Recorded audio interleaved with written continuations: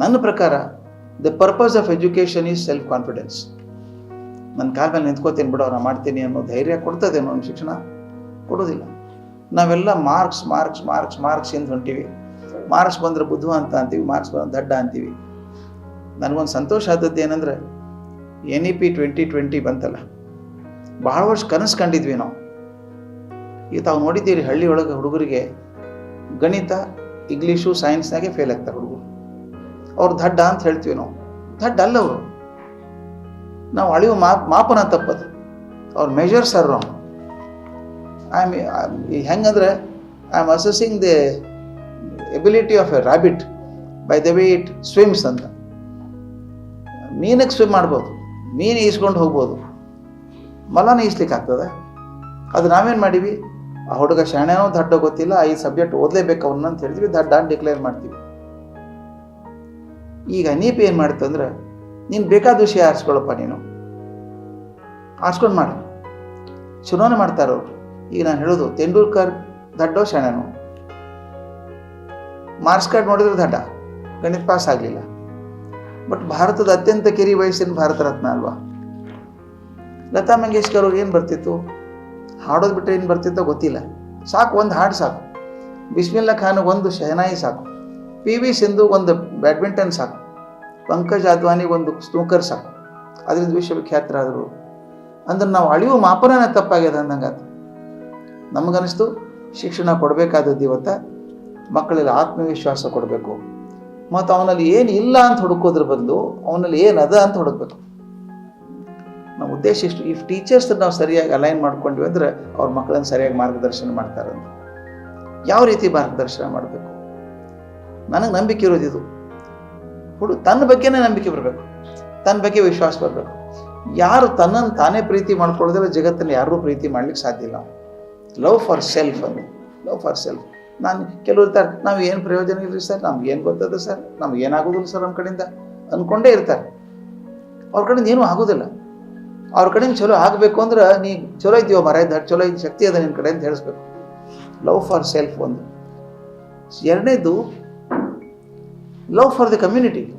ನಮ್ಮ ಸಮಾಜ, ನಮ್ಮ ದೇಶ, ನಮ್ಮ ಊರಿನ ಬಗ್ಗೆ ನನಗೆ ಪ್ರೀತಿ ಇಲ್ಲ, ನನ್ನ ಭಾಷೆ ಬಗ್ಗೆ ಪ್ರೀತಿ ಇಲ್ಲ. ಕಡೆಗೆ ಅಗದಿ ಮುಖ್ಯ ಬರಬೇಕದು ನನ್ನ ದೇಶದ ಬಗ್ಗೆ ಪ್ರೀತಿ. You want to make every child a patriot. ದೇಶಾಭಿಮಾನ ಹಾಕಬೇಕು. ನಮ್ಮ ಹುಡುಗರಲ್ಲಿ ಹಾಕೋದಿಲ್ಲ ರೀ, ಭಾಳ ತೊಂದರೆ ಅದ. ಹುಡುಗರಿಗೆ ಮಾರ್ಕ್ಸ್ ನೋಡ್ತೀನಿ ಹೊರತಾಗಿ ಅವರು ಯಾವ ದೇಶ ಚಲೋ ಅಂದ್ರೆ ಅಮೇರಿಕಾ ರೀ, ಗ್ರೀನ್ ಕಾರ್ಡ್ ಬರಬೇಕು, ಅಲ್ಲಿ ನೌಕರಿ ಸಿಗಬೇಕು, ಗ್ರೀನ್ ಕರೆನ್ಸಿ ಬರಬೇಕು ಅಂತೀವಿ. ಗ್ರೀನ್ ಕರೆನ್ಸಿ ಎಲ್ಲ ನಾವು ಇವತ್ತು ಹೇಳ್ತೀನಿ, ಹಿಂದೊಂದು ಕಾಲ ಇತ್ತು, ಶ್ರೀಮಂತರಿಗೆ ಮರ್ಯಾದೆ ಕೊಡುವಂಥ ಕಾಲ ಇತ್ತು. ಇವು ಸ್ವಲ್ಪ ಅದ, ಭಾಳ ಹೋಗಿದೆ ಅಂತ ಹೇಳಿದ್ರೆ. ಆದರೆ ಜ್ಞಾನ ಪ್ರಧಾನ ಸಮಾಜ ಆಗಿದೆ ಈಗ.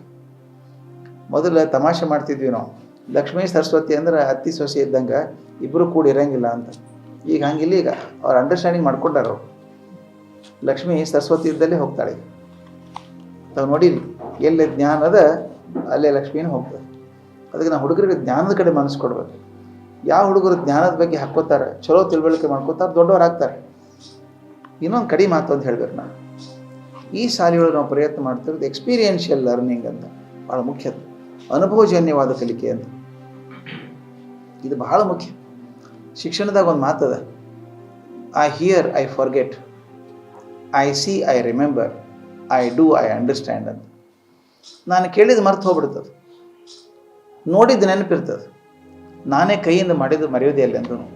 ಈ ನಮ್ಮದೇ ಜೀವನ ನೋಡ್ಕೊಂಡು ನಾವು ಶಾಲೆಯೊಳಗಿದ್ದಾಗ ಯಾವುದೋ ಡಿಬೇಟು, ಲೆಕ್ಚರ್ ಕಾಂಪಿಟೇಷನು, ನಾಟಕನೋ, ಆಟನೋ ಇತ್ತು.